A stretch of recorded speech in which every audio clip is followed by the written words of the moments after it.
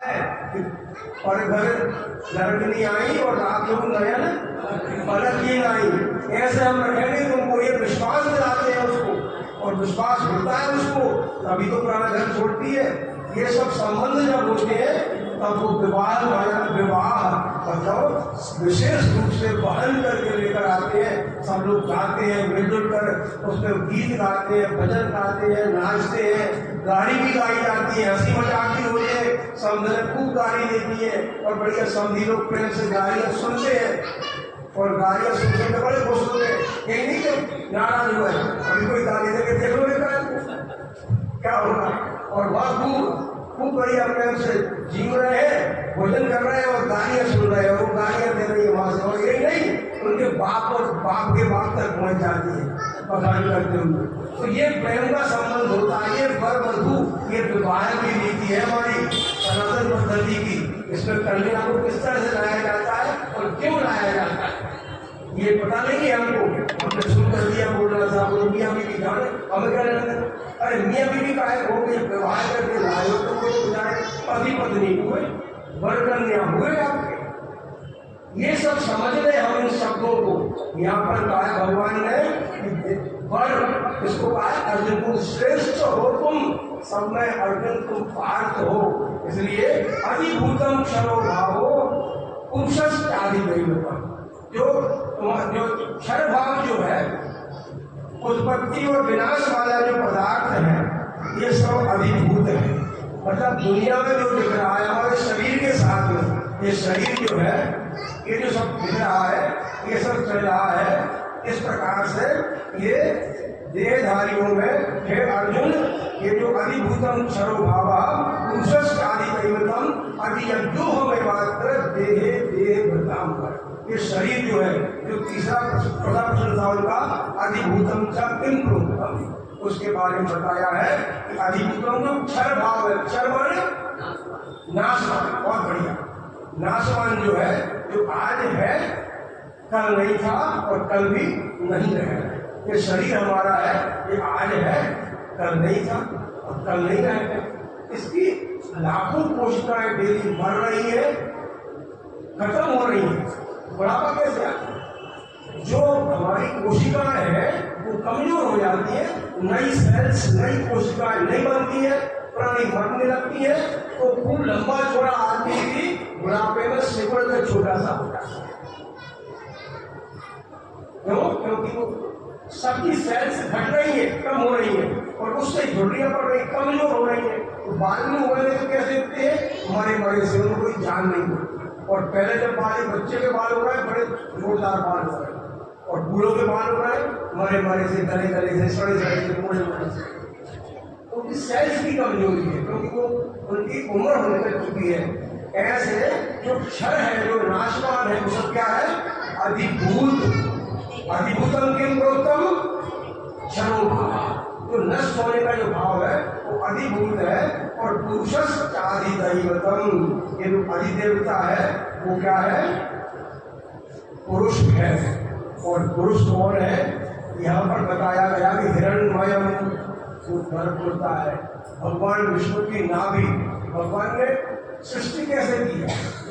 पहले उनकी नाभि से कमल निकला, और कमल पर कौन विराजमान हुए? कमल पर कौन बैठे? ब्रह्मा जी। और ब्रह्मा जी को कहते हैं, हम गाते हैं ना उसमें, क्या गाते हैं? बता दो। जग करता जग भरता, जग करता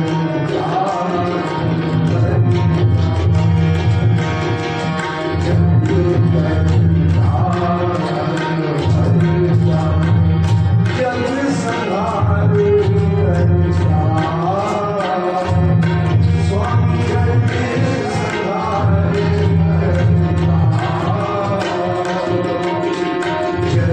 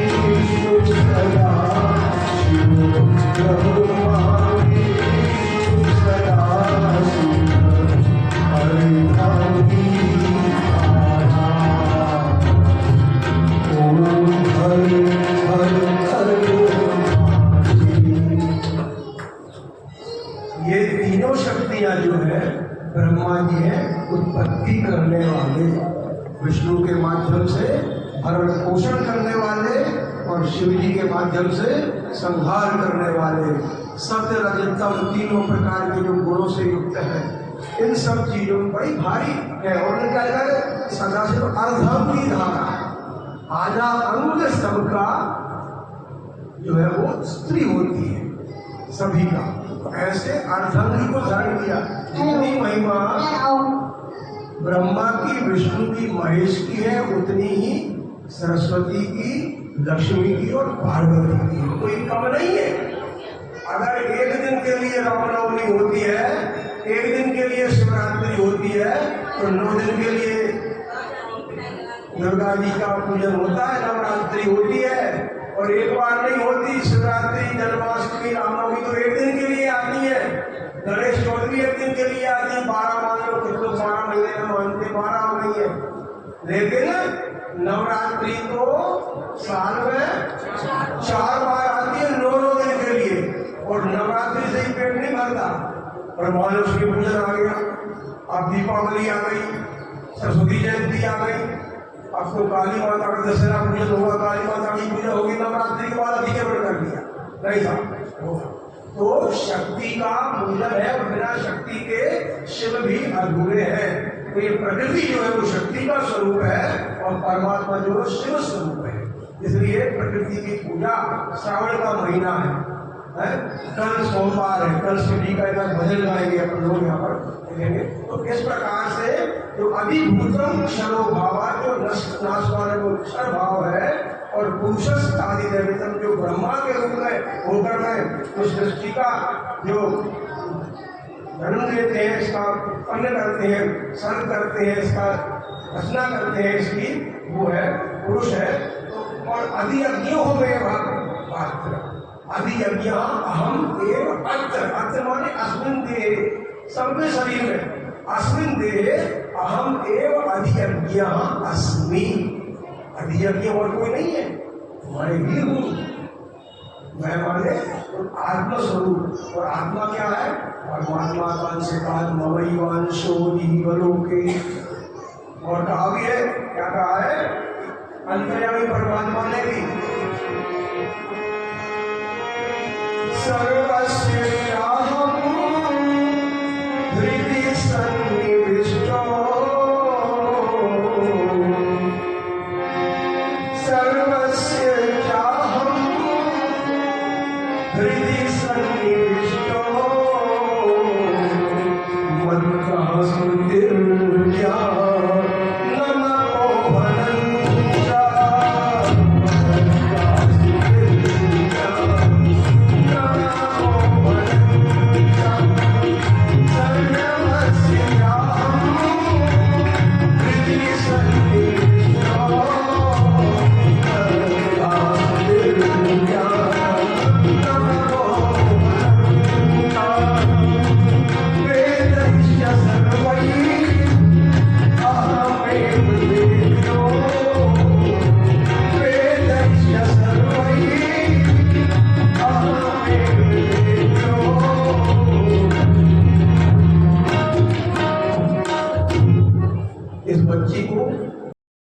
please subscribe Rajesh Chaturvedi news.